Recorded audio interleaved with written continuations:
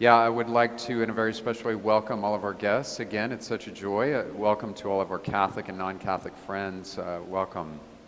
I know this will come as a huge surprise to everyone here, but have you noticed, perhaps, that people sometimes get on each other's nerves? I know that's a complete shocker. I mean, not that we get on anyone else's nerves, right? But sometimes people, get on each other's nerves. In case you haven't noticed, I always tell people, if you really want to grow in patience, spend some time in airports.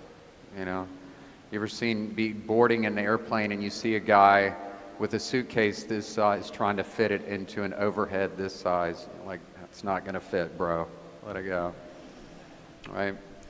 So we get on each other's nerves, right? I mean, maybe you know somebody in your family who slurps their coffee in the morning. Father, my husband doesn't put the toothpaste cap back on the toothpaste. The toilet seat's left up. The clothes are left in the floor. Memphis drivers, enough said, right? We get on each other's nerves from time to time. Maybe you have a coworker at work who microwaves some very foul-smelling lunch. Maybe I've asked my spouse to do something 10 times and they still haven't done it. Okay? It happens. It happens. But here's the deal. Look, if our peace and our joy depends on other people not irritating us, well, good luck. Okay? Because that's life. That's life. We're going to get on each other's nerves. There's got to be a thread that runs through our lives of joy so that we're resilient to other people's idiosyncrasies, okay? Otherwise, our mood will depend on them doing things according to our will. Good luck with that one. Never happens, in case you haven't noticed, right? It's one of the reasons we are so grateful in this parish for our friends with special needs. You know why? Because they teach us joy. Amen? They teach us what joy is, and I believe this is one of the reasons why God has given us our friends with special needs, to teach us kind of how we should be, to have joy, right? Always. It's beautiful. I mean, it's really amazing, isn't it? Because here's the deal. In order to find meaning in life, we have to have fulfillment in life. And we will never find fulfillment in life if we don't have two things. What do we need? A relationship with the figure of Jesus Christ. Look, on some level, we each have to have some kind of relationship with Jesus. Okay?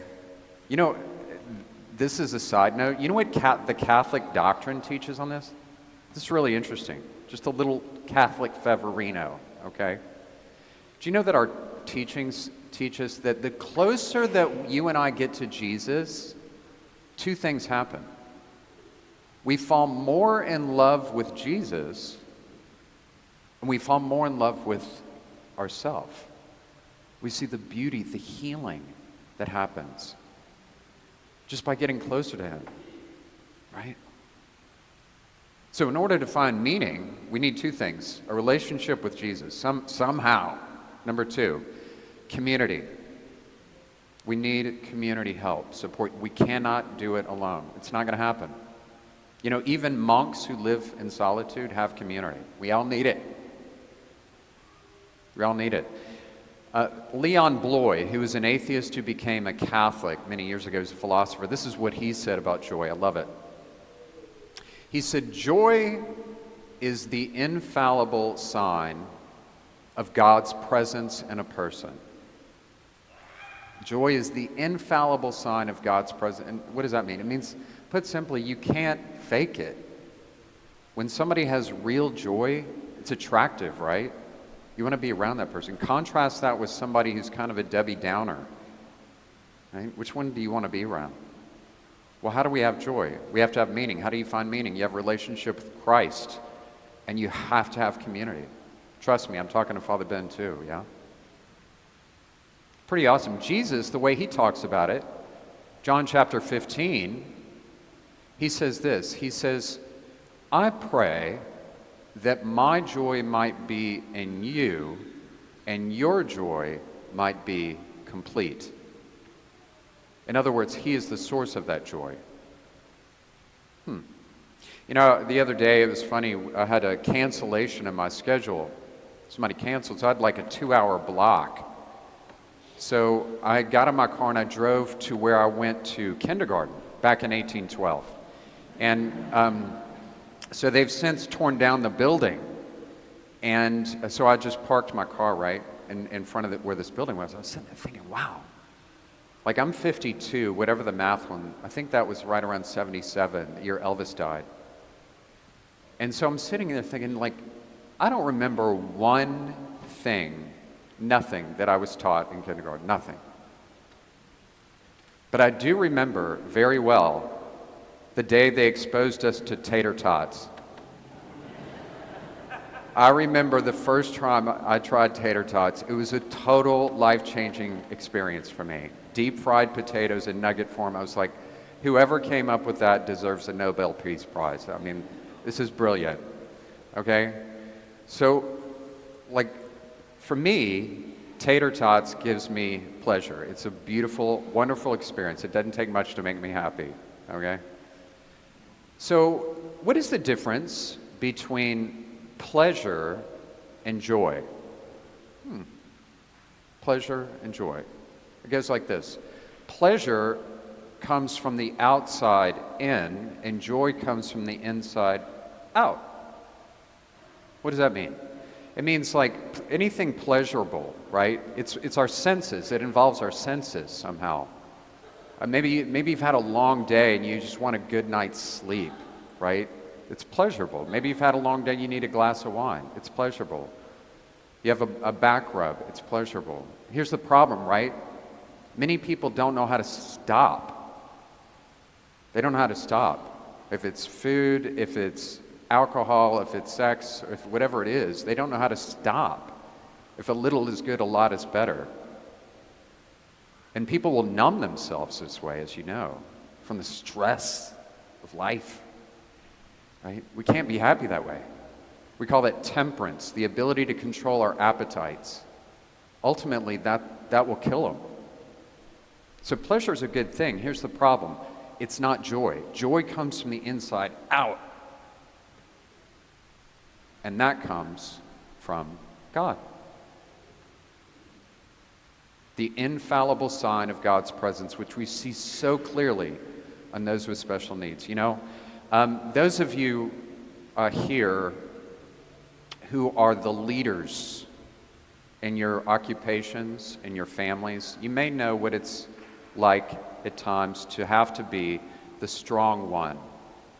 I have to be the strong one for my family, for my work, whatever it is. And people look to you to have it together all the time. Parish priests know this what this is like. It's almost like you can't have a bad day because you have to be on all the time. Well, I'm just going to share this with you if you have to be the strong one all the time. Here's the deal. We can't always be the strong one, okay? Secret. You can't always be the strong one. Sometimes we have to receive before we can give. And part of receiving is actually a sign of strength. We see it as a sign of weakness. It's actually a sign of strength. And here's the thing. When we receive, right, when we receive from God, we receive from other people, allow yourself to be cared for. You have more joy. You have more joy because it's not like I'm white-knuckling it. I can do this, I can do this, I can do this, I can do this. Because the days come that, no, you can't do this. You got to receive, man. It means we have to be a little vulnerable. Scary, right? Scary. It is. Let me give you some examples of what I'm talking about. Have you ever noticed that, like, some people, they're good people, but they never stop worrying? They never stop worrying. If they don't have something to worry about, they're going to borrow something to worry about. If they don't have something else to worry about, they're going to invent something to worry about. And let's just say that they live in a town called Worryville. They're residents of Worryville, okay? And then on the other side, they're always in the future. These people are always in the future. What if this happens, and what if that happens, and what if this happens, and what if that happens? And then there's people on the other side. And they're bitter and angry about people that have hurt them in the past. And they live in a town called Bitterville, where they're always in the past. So we have some people that are always in the past, and some people that are always in the future. Now, what happens if you live in Bitterville or Worryville? Where are you not? Right? Cha. Right here. And you know what happens if we're always living in Bitterville or Worryville? We miss this little thing we call life. Life. And fast forward 30 years, we look back on this little year we call 2025, and we think, what? Why was I even concerned about that? Why was I even concerned about that? I missed these grandchildren growing up, and I missed this, and I missed that, and we missed this thing we call life. Yes, we live in a dangerous world. Yes, we're all wounded. Yes, okay? But at a certain point, we have to trust that we are forgiven, that we are loved. And we have to trust that if the worst happens, and occasionally it does, God will see us through it. He will. He will. We will never, ever find fulfillment in life until we find meaning in life. And we will never find meaning in life until we have a relationship with Christ and have community in our life. So I'll close with this. Did you know that today is Pope Leo's birthday? Did you know that? 70 years old, the Pope, today. So recently our Pope, he canonized two young men, St. Carlos Acutis and St. Pier Giorgio Frassati.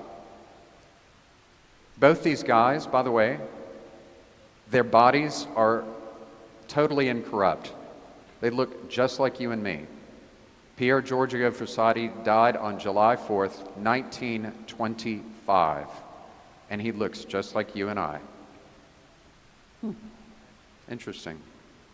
So at his funeral, Pier Giorgio Frassati, who, by the way, looked like a Hollywood model, he's a very handsome guy. At his funeral, they estimate there was over 5,000 people at his funeral. 24 years old. 5,000 people. So his parents were like, dude, where all these people come from, man? That's amazing. And they started talking to all these people, Catholic, non-Catholic, atheist. They all came to his funeral. And they started talking to him. Why did you come to my son's funeral? You know what they said? One word kept popping up again and again and again with all of them. Joy. Joy. Joy. He had joy. Authenticity is what he had. Let me just clarify. Joy and authenticity, it crosses religious boundaries. Whether we are Buddhist, Protestant, Jew, Gentile, atheist, Catholic, agnostic, look, people know it when they see and encounter somebody real. And they know when they don't. How do we have that? Find meaning from the inside out.